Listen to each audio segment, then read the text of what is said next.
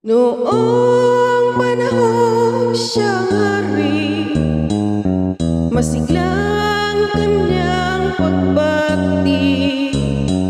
Mahigpit ang hawak ng mga daliri, at ang lakad na may matuwid.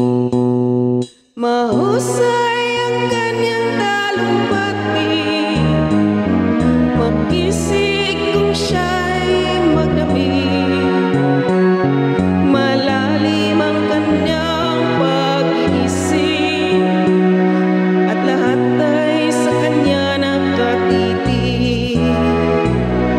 Ngunit ngayon siya'y pagod na, mahina na rin ang katawan.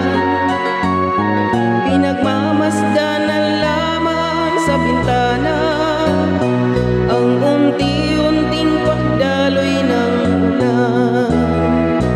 At ang unang tanong sa umaga, kung ano ang kanyang nagawa sa paglipas ng 90 taon,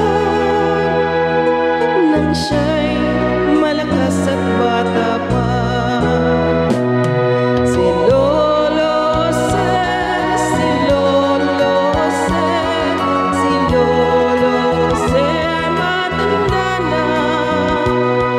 Ngunit mahal ko pa si Lolo Se, dahil siya ngayon ay labas na. Sa piling ng mga alaala, lagi na lamang nag-isa. Kahit sulyap walang maaasahan, sa anak na di man siya mapagbigyan. At ang unang tanong sa umaga, kung mayroon pa siyang magigisnan na liwanag sa nalalabing buhay. Ngayon siya'y matanda at lakas na.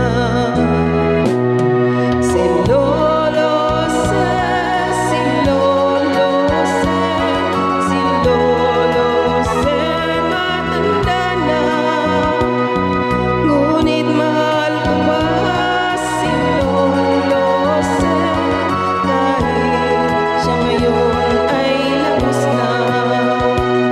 Sa dilim